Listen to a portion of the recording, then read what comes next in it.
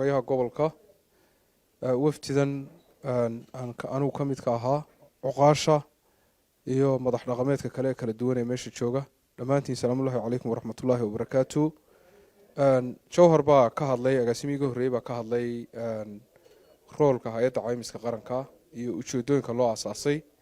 Hay'adda caymiska qaranku waa hay'ad dawladeed weeyaan, sida xarunta gobolku ay institution dawli ah u tahay iyaduna institution dawli tahay. Marka waxa weeye anigu waxaan ka hadlayaa aan doonayaa bal inaan siira dul taago caymis oo maxay tahay? Caymisku waa maxay? Wuxuu faa'iido leeyahay. Caymisku waxa weeye marka hore caymisku wuxuu ka yimi 1966kii dabkii ka dhacay wadankii la oran jiray Britain, dabkii la magac baxay Great Fire Britain. Caymisku halkaas uu ka yimi asal ahaan markii hore reer galbeedka aasaasay. markii dambe dunidu ilbaxday ee kacaankii warshadaha ee buu soo gaaray wadamada islaamkuna sidaas ku qaateen. Islaamka markii uu soo gaaray diintii islaamka iyo caqiidooyinkii ku salaysnaa diinta islaamka iyo dhaqanadii kala duwanaa ee dadka islaamka ay lahaayeen baa lagu saleeyay. halkaasuu islaamkana markaa uu ka soo gaaray, uu soconayay Afrika, uu saasuu ku fiday. wadamadan waxa weeyaan aynu jaarka nahay bayna goorreeyay sida Ethiopia, Djibouti iyo Kenya iyo 30 sanadood ama 40 sanadood ee u dambeeyay iyagu way lahaayeen. caymisku markaa waxa weeye waxa lagaga cararaa oo uu ka hortag u yahay culays dhaqaale oo qof ku dhaca shakhsi ah ayuu ka hortag u yahay.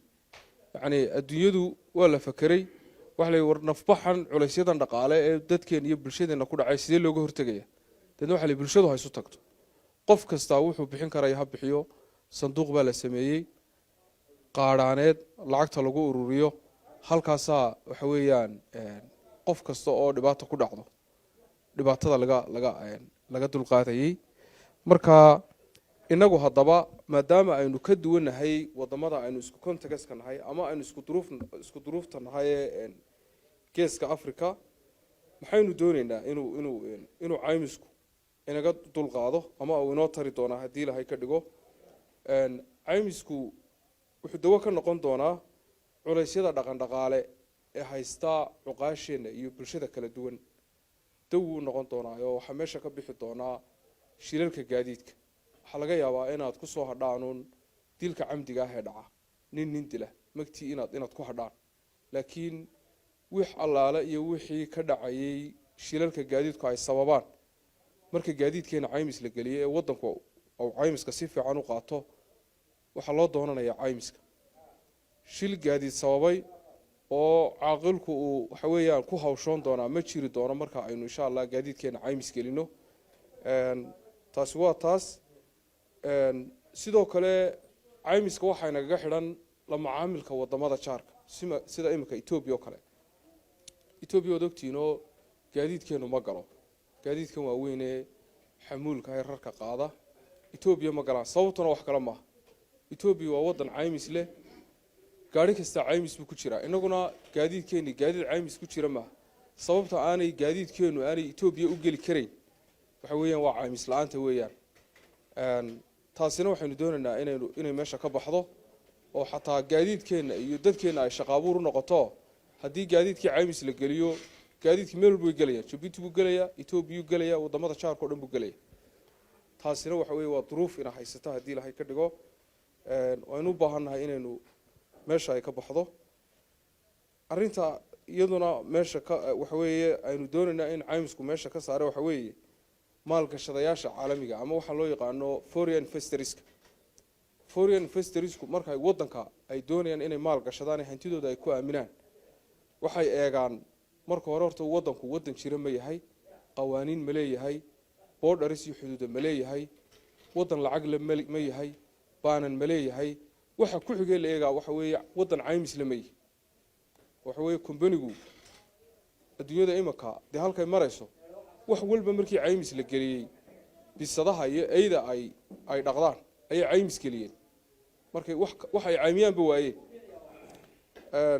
taasina waxa weeye waa caqabad kale oo runtii ina haysata oo foreign investors badan iyo shaqaabuur badan aynu ka heli lahayn bay naga hortaagantay runtii waa baahiyaha keenay markaa inaynu in hay-ad caymis qaranku uu helo oo caymiska waddanka laga hirgeliyo maadaama aynu waddan nahay oo ummad nahay taana inaynu helo haddii ilaahay ka dhigo korinta iyo ilaalinta dhaqaalaha waddankeenna haddii imanka caymiska aynu gelino gaadiidkeena aynu caymis gelino culays badan oo cuqaasha saaran baa ka degi lahaa dhaqaalaha nafbaxa ah ee ku baxaya shilalka gaadiidkuna wuu yaraan lahaa waxaa laga yaaba inaad isweydiisaan haddii gaari caymis la geliyo ama gaadiidka waddanka joogaba caymis la geliyo siduu u yaraanayaa shilalka gaadiidku ee iminkaba dhacaya siduu u yaraanaya waxa weeye